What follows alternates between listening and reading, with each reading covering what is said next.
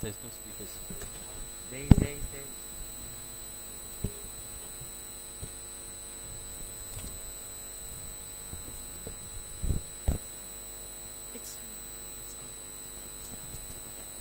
Is it working or not? Can you? Yes. Om Ajnanam Timrandhasya Jnanam Janashalataya Chakshuram Militam Yena Tasmai Shri Gurave Namaha.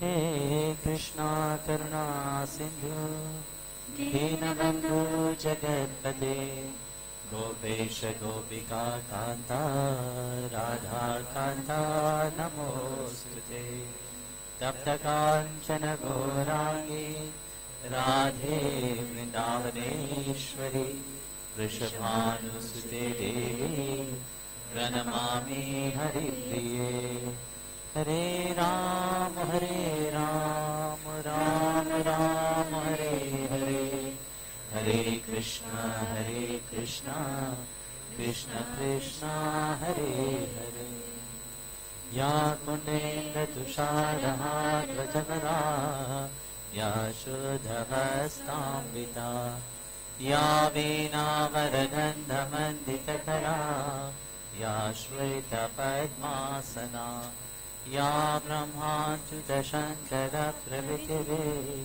Devi Saravandita Sama Patu Saraswati Bhagavate Buddhi Pradam Sharade Buddhi Pradam Sharade.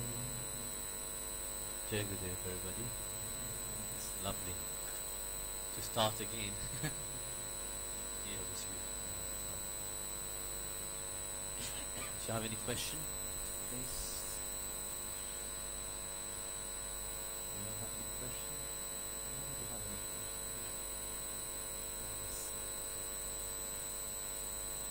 question? Question?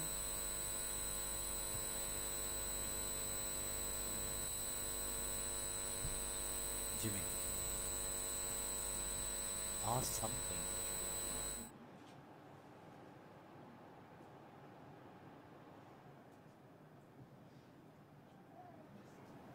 Just give me a theme. Yes, please. Why the woman mostly comes to temple mostly? Why women are more pious than men? Why women are more pious than men? Curious. Pious. Fierce. This is in the temple. They are more fierce also. Actually, you will see women are more receptive than men. Because very often men like to pretend to be somebody who they are not. But women just be. And also one thing is that the feeling, it's not that men don't feel, men also feel. But women like to express their feeling more than men. So it's not that you have more men or women, which is women are more pious. It seems that they are more pious, but the piousness is also very mixed with emotion into it. Piousness doesn't mean that you have to have emotion into it. Put this this is on the 29.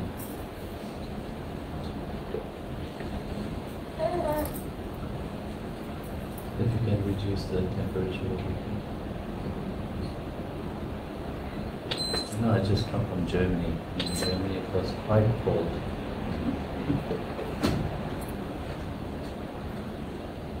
Not the...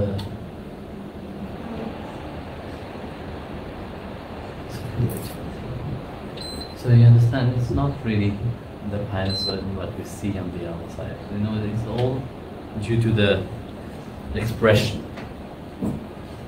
Women like to express themselves more than men. That's why it seems like that.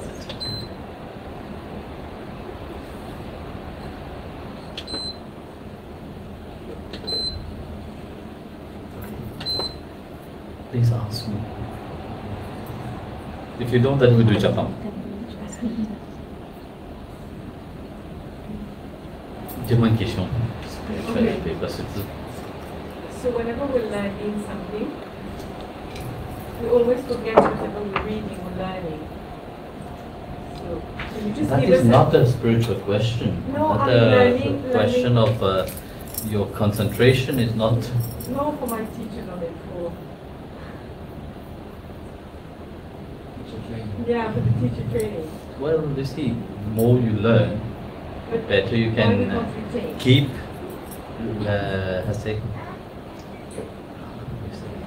Keep practicing. When you practice, you become better. If you just read it one time, it will not. Because you see, you have to understand. You learn one thing. If you are going to academically, you want to learn something. Yeah, maybe you have a good memory. You can keep it. But spiritually, when you have to learn something, it's a different knowledge. And to grasp it and to keep it, you have to dive deeper into it. That's why very often many people don't adventure in spirituality, because spirituality, it seems easy, but at the same time it's not that easy. It is easy when you are just touching the surface of spirituality. You know, just the sugar coating of spirituality. That's what many people like, actually. They don't want to adventure into the deepness of spirituality because that scares them. Maybe they can't retain it, but this is an inner journey.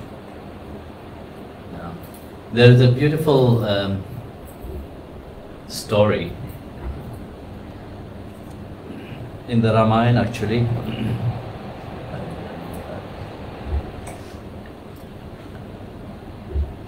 Ram went to Valmiki and he asked Valmiki a question. He asked Valmiki, Gurudev, where shall I stay?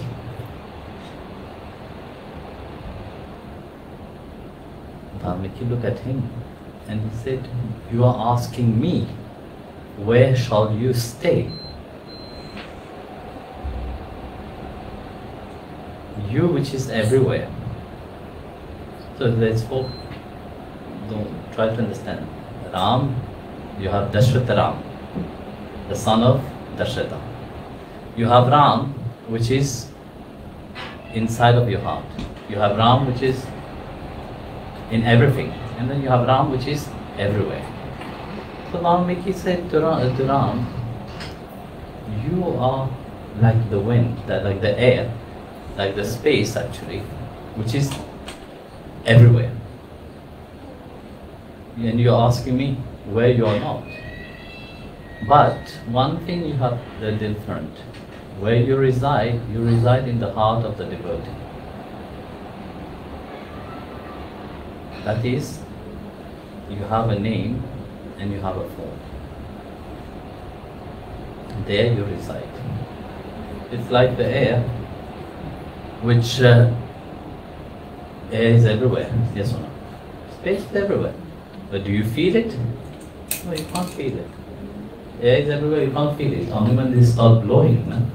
The flowing of that make you feel. So like that, you see, to assimilate your whatever you are learning is with constant practice. Without constant practice, it's not happening. Chapter 8 of Bhagavad Gita, chapter 8, verse 14 of Bhagavad Gita, what Lord Krishna said to Arjuna.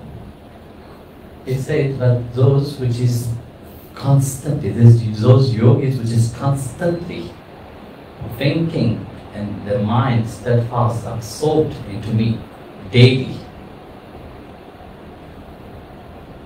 they for sure attain me. Here you can see, it is not just random like that, it's constantly, not superficially. Because superficially we do so many things. You know? It's like when you see somebody have a garden, time to time we will put pesticide on the garden. No? It's not constant. Like that, you see. People go to temple. They go inside, they expect when they come out of the temple they will be washed clean. It is not constant. Here Bhagavan clearly said, something which is constantly, those yogi with steadfast mind, which is constantly absorbed into me, which means night and day. So,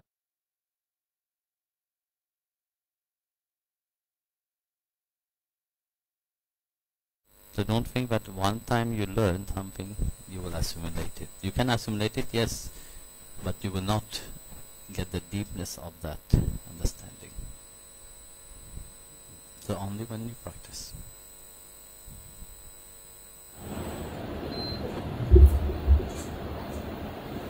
Yes. My question is, when Dasharatha asked Ram to go to exile, he obeyed and fulfilled.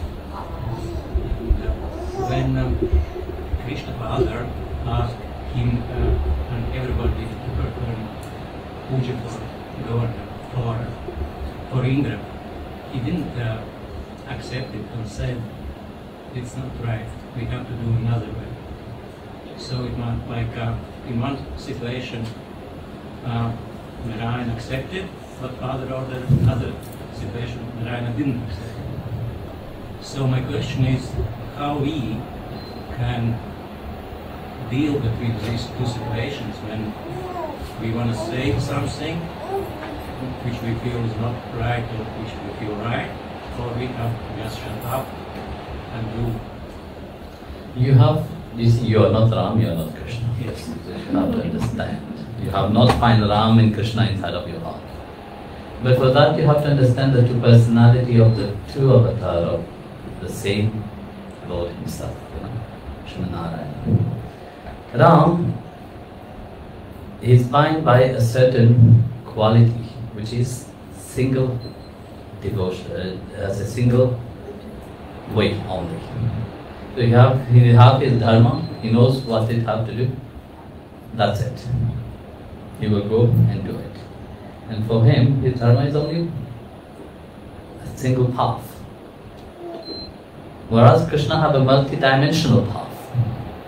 And due to his multi-dimensional path, he removed all the barrier.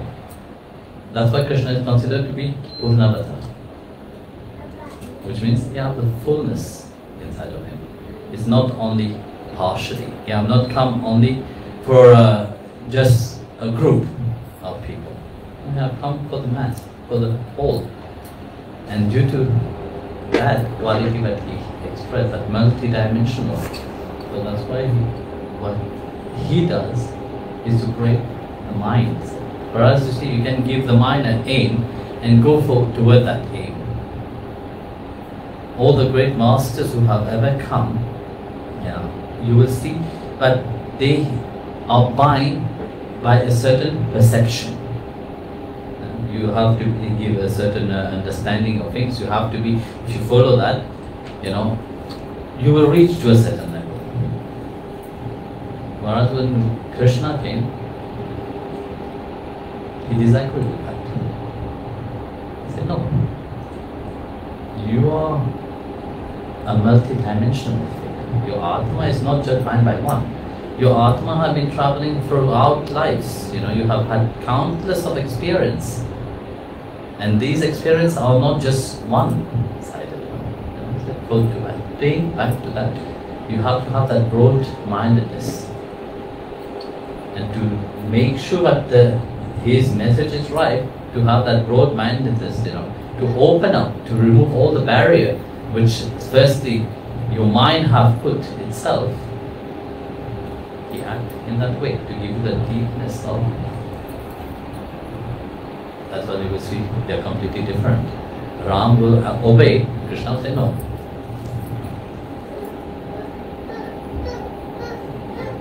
You understand?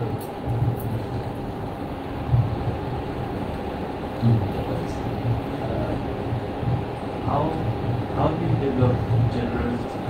Like most of the time it's either motivation is very selfish and it's the main cause of suffering. How you can really look at selfless service and generosity and taking care of others. You see, generosity, like it said in the Bible, it's what your right hand give, your left hand should not know. But very often our generosity is based upon I. You see, if you remove that I, just do it and forget about it.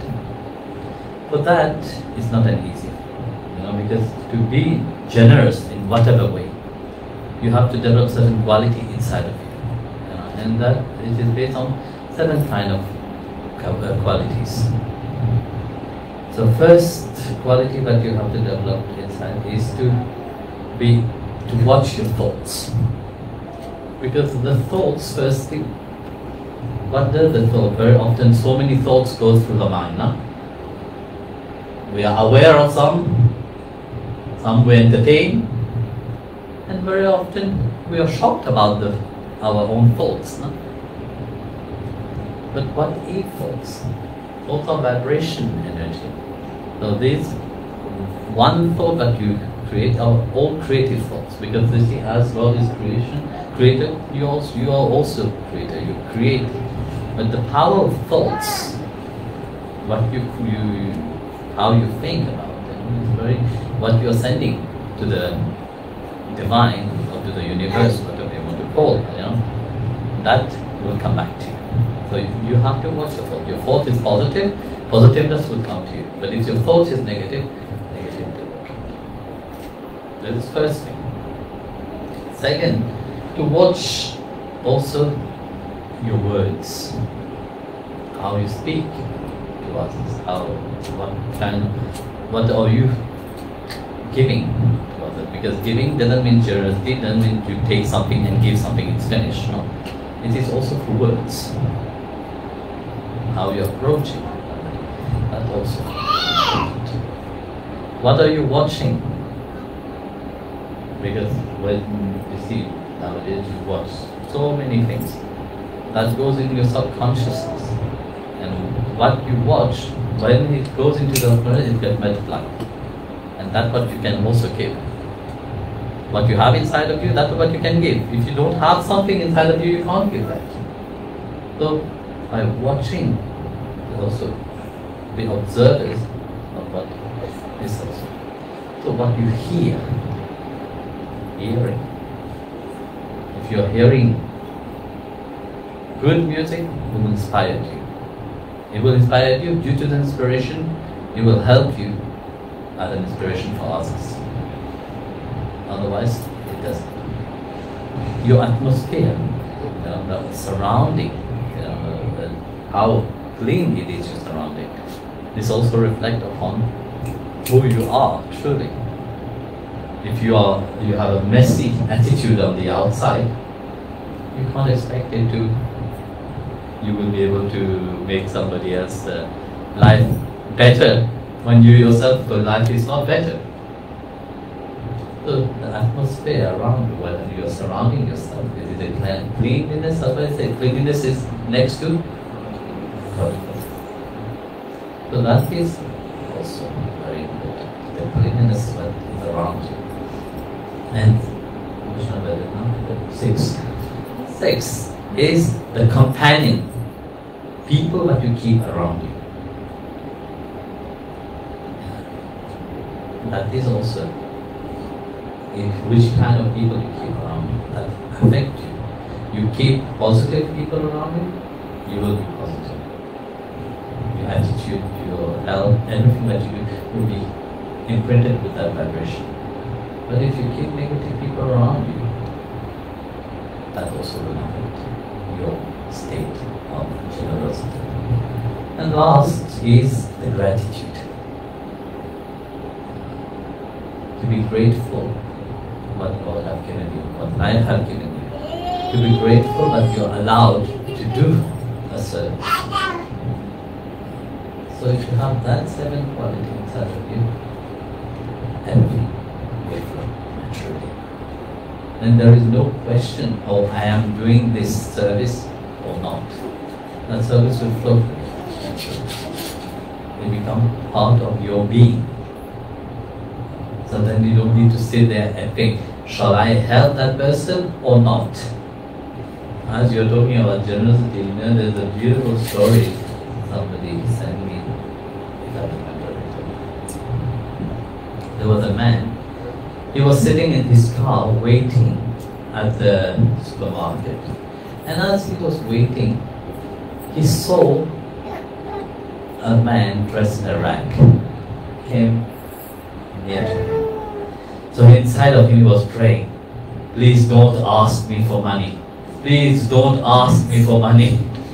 I will not give. Because at a certain time, you want to give naturally. Sometimes you saw somebody, no, I don't want to. I don't. You know. So the man came by. He was sitting. There was no conversation between them. And he looked at him. And inside of him said, please ask him at least if you need any help.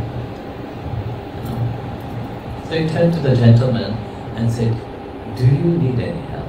Can I help you with something? So the man didn't say anything. Just with a smile he said, don't we all? That's it. Don't we all? 3 words. So that was a turning point inside of him. He realized that that is true. Everybody needs help.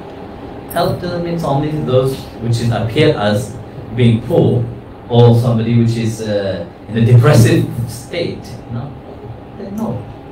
Don't we all? That touches his heart so much that he didn't want to even give just money for a sandwich, whatever. But he gave him a lot. Like that, you see, your heart, when you do something without thinking too much, it flows naturally. Because this is the state who you are. You know? You are part of the divine. And divine is abundance. Now, I was in Dubai right now, I was in Satsang, I was saying when we observe the abundance of nature, you know, when we observe the abundance of what God has given, it didn't restrict Himself in giving. We like to restrict ourselves. You know, we like to limit ourselves. But God and nature have not. Doesn't have any limitation in their generosity. They are ever abundance. When you see nature, how many plants? If you have created only one tree, it will be enough, one species of tree now. When you have created millions of it, you will have to easily create one kind of fish. I was looking at the sea in Dubai, I was saying, how many thousands of species of fish we have created? That create one kind of human. You know, we create so many kinds of humans. So you see, nature is that abundance. It reminds you, you know, more you are open, more it will flow through. This is the nature of being generous.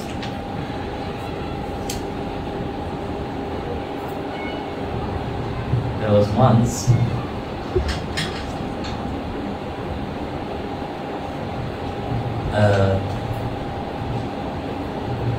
a lady, begging lady. You know. She went from one house to the other, was asking for help. So she arrived at a rich man's house. You know. She asked, please, if you can help me with something, please give me something. So the rich man started searching, what can I give to her? So she said, I can give her some money, you know. He was looking everywhere. He did not find anything. There was nothing different.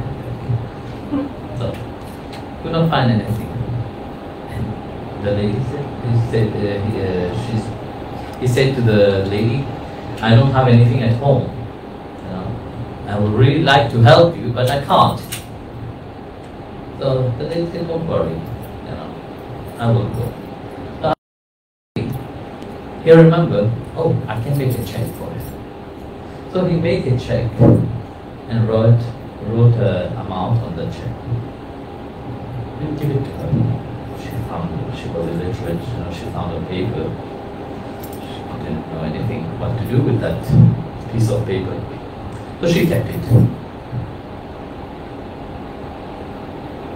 After 3 weeks, a friend of hers was visiting and saw the paper on the table. She was looking at it. Do you know what this is? It's a check. And she said, no, I don't know what is a check. They said, for sure somebody have given you something, some money, you should try to cash it. And she was shy. And she thought that the rich man have ridiculized her, just wrote something on the piece of paper. She could not read. So the friend said, bring that paper to the bank, then you can find out. So when she went to the bank, she handed over the check at the counter. The lady at the counter looked at it and said, that check said, but we have to give you 50 pounds of gold. And she was shocked. 50 pounds of gold, that's 25 kg of gold. I know, there's for sure that a mistake here. That old men have wrote something wrong in it. So, she said, please give me back that check. I have to go back to that person. She took that check, rushed to the old man's house, and opened that check to the man and said, I think you made a mistake. There's 50 pounds of gold you wrote on this. The man took the check, looked at it, said, yes, I made a mistake. Took the check, tear it up, wrote another check, and he wrote 500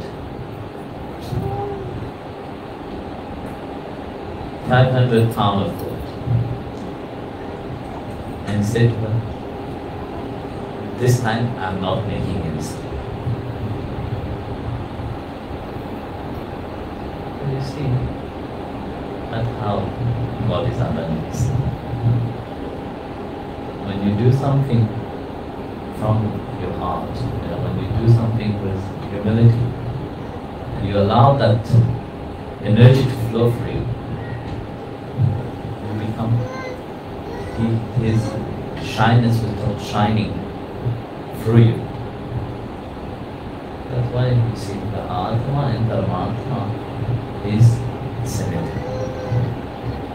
Quality, they have the same abundance, how He is the same abundance also. But what stops you of being who you are is a mindset. If you control the mind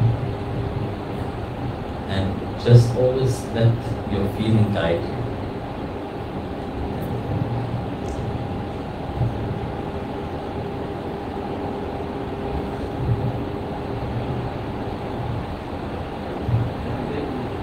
In chapter 11, verse 33, Krishna says to Arjuna, these Kauravas, we don't need to kill them. Know that I have sorted them out. Please explain what he means. This is a beautiful verse actually. I was explaining about that verse some weeks ago, I think. Not too much. One of the satsangs I was referring to that verse. That Bhagavan said, you see, often we think that we're in control of everything. We have to do something. And if you don't do something, it is wrong. But when we observe how Krishna had taken Arjuna from the beginning itself, he didn't say, yes, you are forced to fight, you have to fight, you have to fight. No. But he gave him a description of what is dharma in itself. And dharma, very often we understand it as duty. Yes or no? And how everybody is asking, what is my duty? What is my duty? I mean, you tell them, okay, you see, do learn to accept life itself. You know? And if you accept life itself how it is, it will guide you to your duty. This is the nature. This is who you are. You know, you have been born here. You have a destiny, and nature will bring you. God will bring you, and you will be God. You will do what you have to do. But for that to happen, you have not to stop yourself of letting it happen. So that's what Lord Krishna have taught Arjuna. You know? Whatever is happening is your dharma. Whether you want it or you don't want it. You go left, you go right, you will reach to that same point.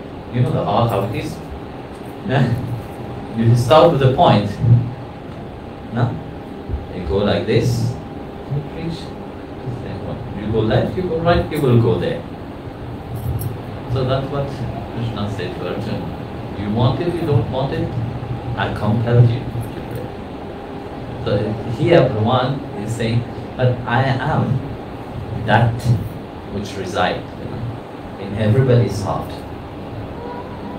So nothing, when you are in contact with me, when you are absorbed in me, when you are in this connection with me, it can't be wrong. That's why I referred to that verse earlier, the yogis which is standing fast, you know, this mind which is constantly absorbed in his remembrance. You know. The mind is not limited to only one thing. So here, Bhagavan said, no, this is how already happened. You know, we are living in the 28 yugas now.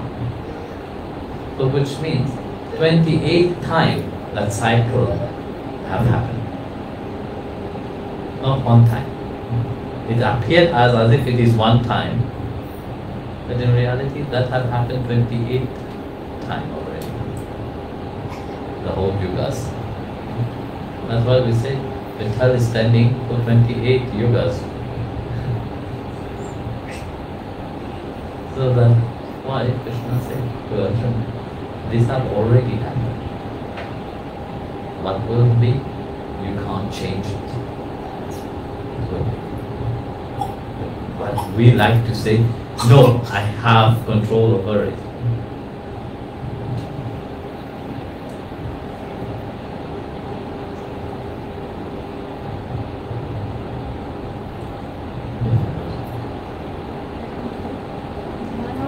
Louder, please.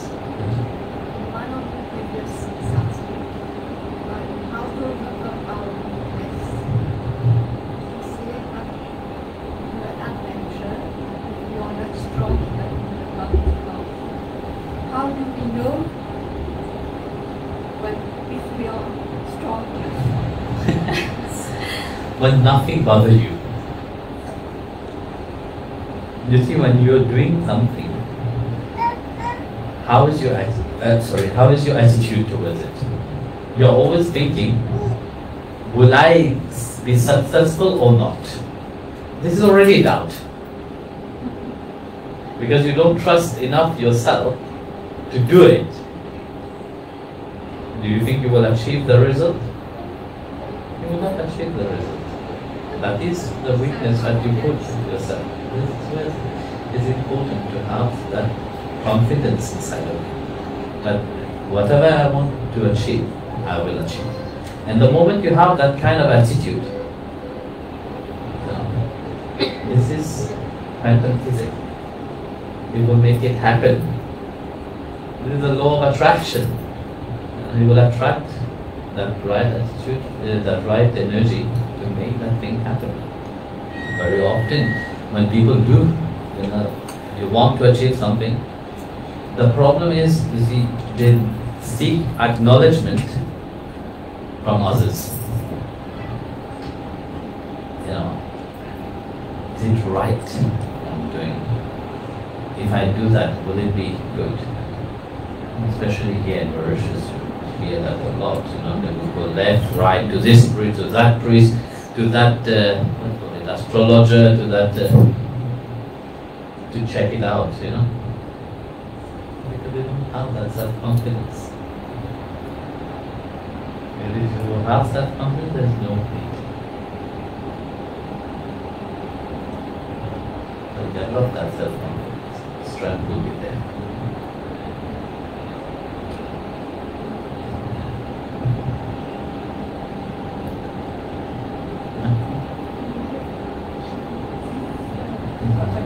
Question.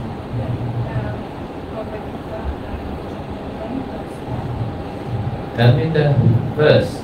Those whose minds are always united with me in loving devotion, I give the divine knowledge by which to repent and That's so clear. So those whose mind is unite with me in loving devotion, for them it's very easy to attain me. It's similar to the verse that I just said. No? So, for those whose mind is absorbed into loving devotion, what does that mean? Where does that loving devotion come from? From the self, not from the heart. Here Brahmana said those which is absorbed into the self itself, which have that knowledge of who you are in essence, automatically your life will be a blessing. Your life will be rotated into a devotion. Whatever devotion then means to sit and pray. Devotion here means in which attitude you're doing something. Is it an attitude of surrender or an attitude of ego?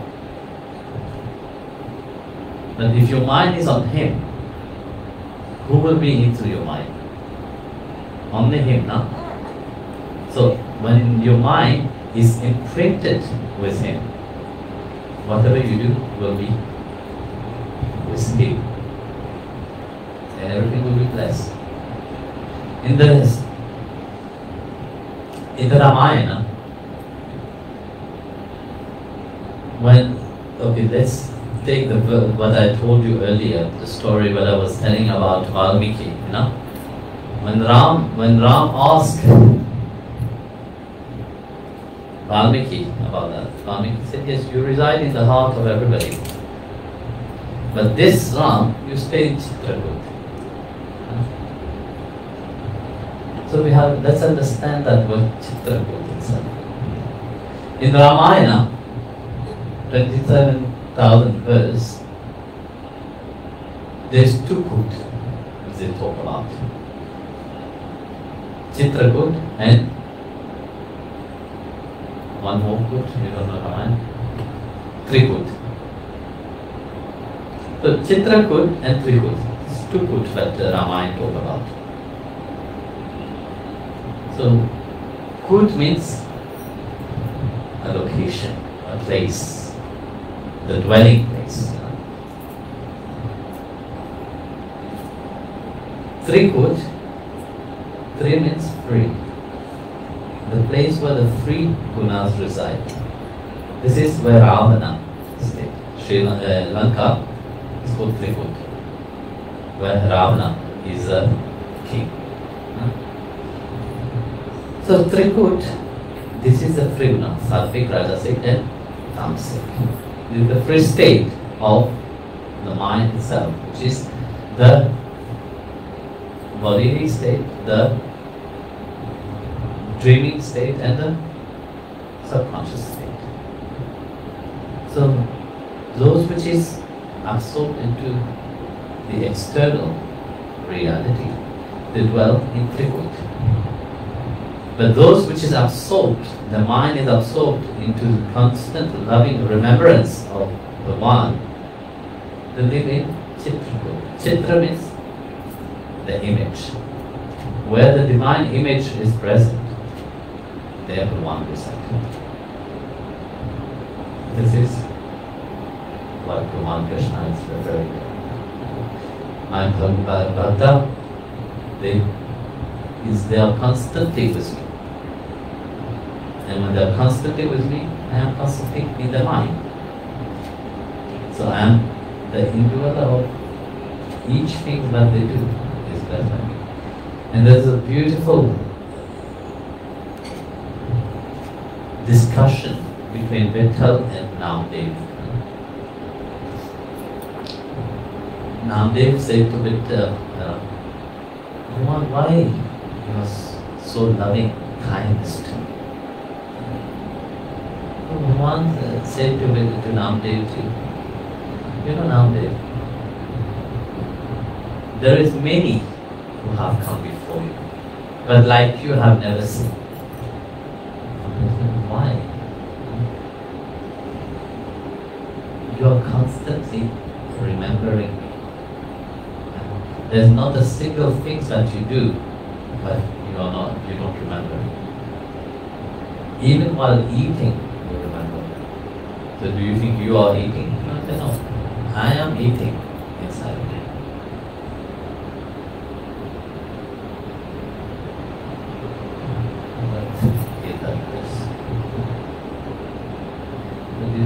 This is when we go into the path of bhakti, we can see that loving relationship. Loving relationship doesn't mean that there is a distance. Yeah, you want to remove all the distance between him and the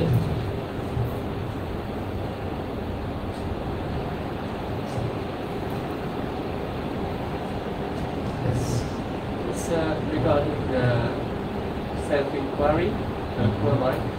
Question: is it an approach that you can, or is it a technique you can approach when we start on the path? This is what Sri Ramana Maharishi have taught about. This is in the first step is firstly to ask the question. This is what many people don't ask, because people think that they are the mind, but the mind is dictating them. They think that the body is they are the body. If you ask somebody, who are you? They will give you the CV. Oh, I am so and so. I have studied that much. I know, you will know the person. Nowadays, you don't give the CV, you just give the Facebook account. You will know the person. So you have also a spiritual Facebook, which if they ask you, you have to know what to answer. Okay, you will say yes, I am the Atma, yes or no. That will be natural. Somebody asks you, okay, who are you? And you know that person is looking for a spiritual answer somewhere. And of course you want to give a spiritual answer to impress that person also. And you will say, I am the Atma. But have you ever seen the Atma? Do you know where the Atma is? Do you know where it comes from? Do you know the journey of the Atma? No, you don't know anything. No? So that is very important, like you have said. If it is important, yes, it is the prime importance to ask who I am. Because without asking that question, you will not want to have an answer. By asking that question firstly, you already acknowledge that you don't know who you are. Because if you will know who you are, there will be no question to ask. You will just shine. So, it's good to ask. But just to ask will not bring you to the answer. You have to search. You have to transform that mind itself. So inquiry into that. Inquiry into that, it means give me a certain understanding of what is the Atma itself. Somebody asked me the same similar question, what is the Atma? But we can't really describe. Even Bhagavan Krishna in the Gita, he don't give the direct answer to Arjuna, what is the Atma, but he gave an understanding of experience of the Atma. So that is where the whole thing starts by having such question. But you have to know by saying, who am I? Not just to say, I am Brahmashtami. Not to say, I am Brahman. You have to know what is Brahman. You have to know what is Paramatma. You have to know what is the Atma. You have to know what is Bhagavan. Then that question becomes clear.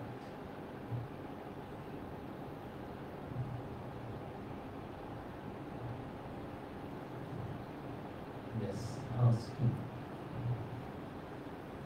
We just learned that Lord Shiva is the gatekeeper of the Shiva. And I just wanted to know what relationship is Lord Shiva. You see, there is 4 Shiva, which is the 4 Bhuteshwar Mahadev. Bhuteshwar Mahadev is in Mathura. You have Chakreshwar Mahadev, which is in Govardhan. You have Gopeshwar Mahadev, which is in Vrindavan. There's one more.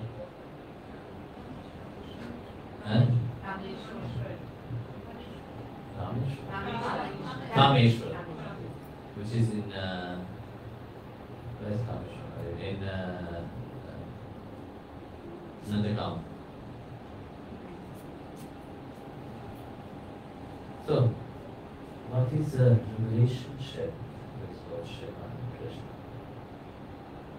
This is a deep relationship which very often we see the beauty of Bharata and Bhagavan.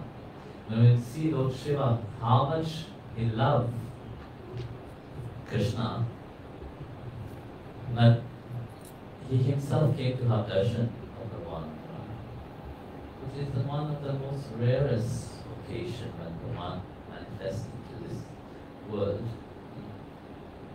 But Bhagavan Shankar, which is his heart is always attached to Lord, to Narayana.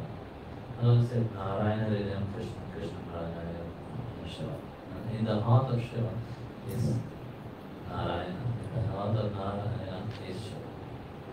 And that deep loving relationship, they are so intense, but they are not separated from each other. So we can go deeper to that. We have time to do that in Shivaratri. But we cannot go further in Shivaratri.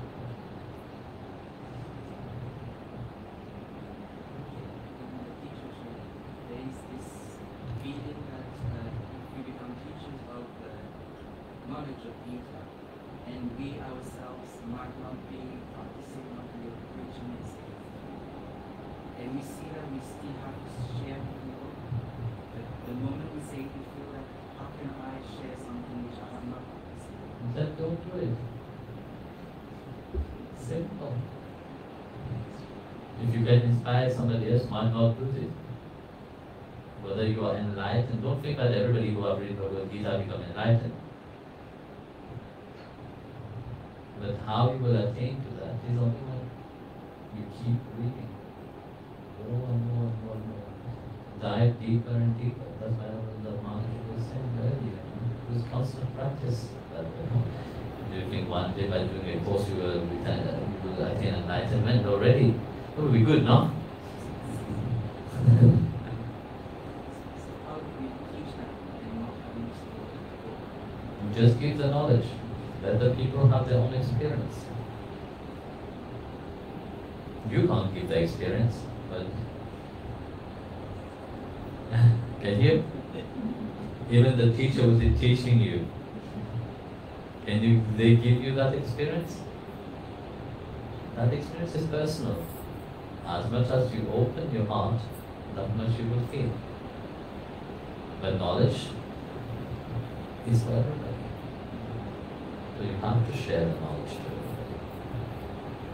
Then if you still want to attain the enlightenment of the Gita, then you start to share the knowledge, then you can live for several lives. We discuss about that in some place.